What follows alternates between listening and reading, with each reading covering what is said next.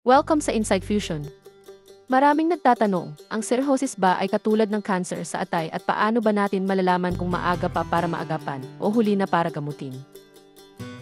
Una sa lahat, malinaw nating ilalagay, ang cirrhosis ay hindi cancer. Ito ay resulta ng matagal na pagkasira ng atay dahil sa iba't ibang sanhi. Sa simula, tinatawag itong compensated cirrhosis, kaya pa ng atay nagampanan ang tungkulin nito kahit may peklat. Pero kapag dumating na sa decompensated cirrhosis, ibig sabihin bagsak na ang atay at lumalabas na ang mga seryosong sintomas. At dito, tandaan natin, buong atay na ang apektado, kaya hindi na pwedeng tanggalin lang ang maisira o hepatectomy.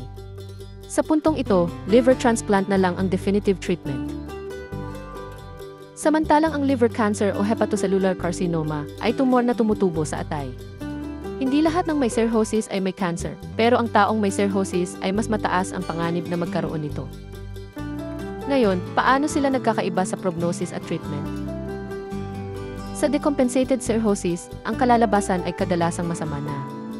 Survival ay karaniwang ilang taon na lang, at ang tanging tiyak na lunas ay liver transplant. Sa ibang paraan, supportive care lang gaya ng gamot para sa ascites, encephalopathy, o varicose bleeding. Sa liver cancer, depende kung gaano kaaga na-discover. Kapag maaga, pwedeng tanggalin ang bukol, i-transplant, o i-ablate. Pero kapag late stage, ang layunin ng gamutan ay pahabain ang buhay, hindi na tuluyang pagalingin. Ano ba ang mga sanhi ng cirrhosis? Pinakamadalas, sobrang pag-inom ng alak, chronic hepatitis B at C, at fatty liver disease na kaugnay ng obesity at diabetes. Pwede ring sanhi ng autoimmune hepatitis, problema sa bile ducts, genetic disorders gaya ng hemochromatosis at Wilson's disease, o matagal na exposure sa toxins. Ang paninigarilyo. Hindi ito direktang sanhi, pero pinapalala nito ang liver damage, nagpapabilis ng paglala ng hepatitis o fatty liver, at lalo ring nagpapataas ng risk ng liver cancer. Ngayon, paano mo malalaman kung maaga pa para maagapan? Early signs, pagkapagod, kawalan ng ganang kumain at panghihina ng katawan, unti-unting pagpayat, ananakit o bigat sa kanang itaas ng tiyan, madaling magkapasa, spider angiomas sa balat, at pangangati. Kapag dito pa lang nagpakonsulta, mas may chance pang mapigilan ang paglala. Late signs, paninilo ng balat at mata, pamamaga ng tiyan at paa, pagsusuka ng dugo, maitim na dumi at pagkalito o hirap mag-isip.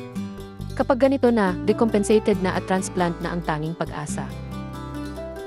Ang cirrhosis at liver cancer ay hindi magkapareho pero magkaugnay. Pareho silang seryoso at nakamamatay, pero kung maagapan habang maaga pa, may magagawa pa. Ang sikreto, awareness at early check-up.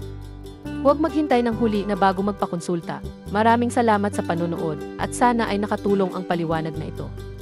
Ingatan natin ang ating atay dahil ito ang tahimik na bayani ng ating katawan na madalas nating nakakaligtaan.